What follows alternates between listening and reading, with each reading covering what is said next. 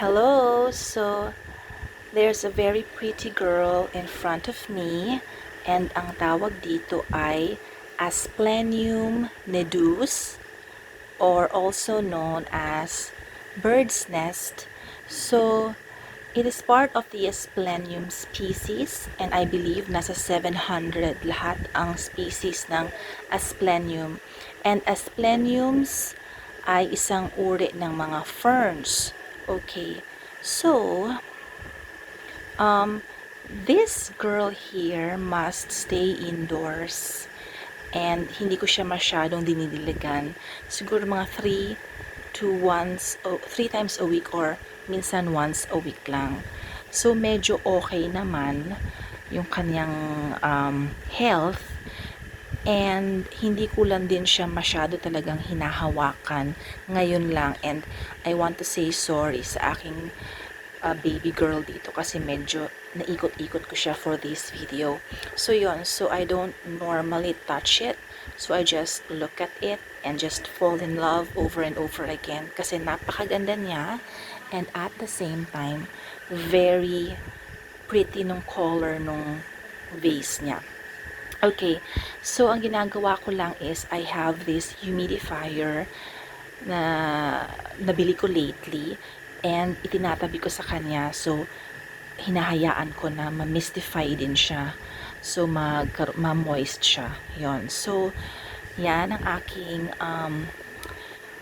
a bird's nest, but I'm planning to repot it. Okay, so mag-experiment tayo. Ililipat na natin siya sa malaking pot para lumaki siya and mas kumapal. Sa ngayon kasi medyo manipis siya, so gusto ko siyang kumapal at dumami. Okay, so itong girl na to normally nasa loob yan ng bahay, but for tonight, I decided to move it here dito sa aking bagong propagation table together with my water spinach cuttings, together with my 1-year-old, almost more than 1-year-old, what's this? Aking, nakalimutan ko. Whatever, but namumulaklak yan. It's more than a year old and every flowering season naglalabas yan ng bulaklak.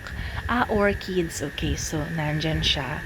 So inaabangan ko lang yan mamulaklak. So ito din ang aking orchids. Akala nyo lang patay, but hindi. Buhay na buhay yan. In fact, kakatapos lang niyang makaranas ng taglagas kasi for a month talagang fully bloom ang aking orchids na bulaklak dyan. And my caladium. Ayun. So, nandyan siya ngayon kasama ng mga ibang girls dyan.